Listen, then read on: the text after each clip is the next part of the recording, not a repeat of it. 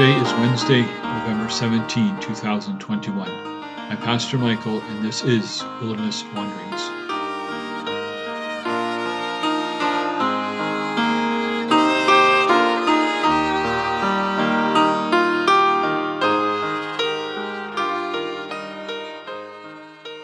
Our text is from Deuteronomy 29. All the nations will ask, "Why has the Lord done this to this land? Why this fierce, burning anger?" And they will hear the answer. It's because the people living there have broken the covenant of the Lord. Verse 24 to 25. The city set on a hill cannot be hidden. God established Israel as a city on a hill that cannot be hidden. This principle runs from the Old Testament into the New. Like Israel, the church is a city on a hill that cannot be hidden. In Deuteronomy 4, Moses shows Israel's publicity in a positive light. Israel, obeying the laws and commands of God, will cause the nations to say, "Surely this great nation is a wise and understanding people." That's verse 6. In Psalm 67, this publicity becomes a prayer for God's blessing upon Israel. It is not a selfish prayer. His people desire that the nations will sing God's praise, and He will rule the nations with justice and shalom. As Jesus taught us to pray, "Your kingdom come, your will be done on earth as it is in heaven." Matthew 6:10. This is the positive side of God's people being on display. There is also a negative possibility. That is where our text lands.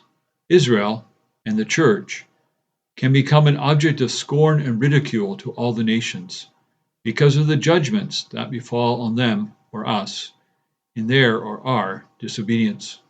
It was easy for the nations to see this because Israel was a nation. In the end, her disobedience caused her to be banished from the land of promise and exiled in Babylon. Because the church lives as scattered communities, God's judgment may not be as easy to discern. Yet, I wonder if Paul was thinking about texts such as ours when he wrote, "Whoever eats and drinks must recognize the body of Christ.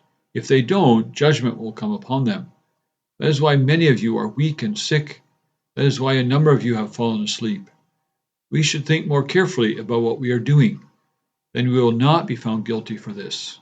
When the Lord judges us in this way, He corrects us.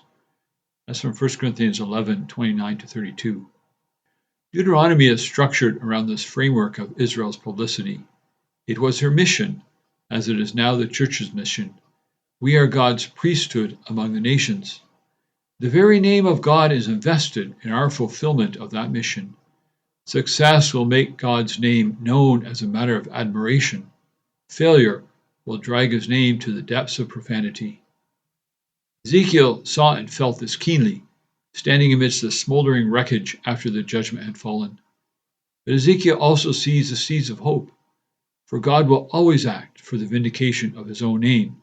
See Ezekiel 36:16 and following. Israel will be rebuilt. This is our hope too.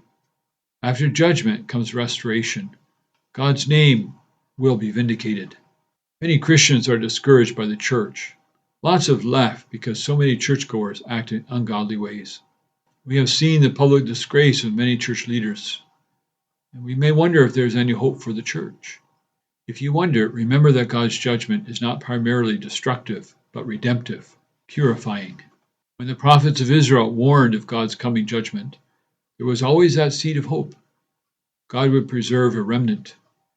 Jesus, who took our disobedience unto Himself, also said, "I will build my church." That is our hope. Let's hang on to it as the Spirit leads us in the way of obedience. As you journey on, go with the blessing of God. May the peace of the Lord Christ go with you wherever He may send you. May He guide you through the wilderness, protect you through the storm. May He bring you home rejoicing at the wonders He has shown you. May He bring you home rejoicing once again into our doors.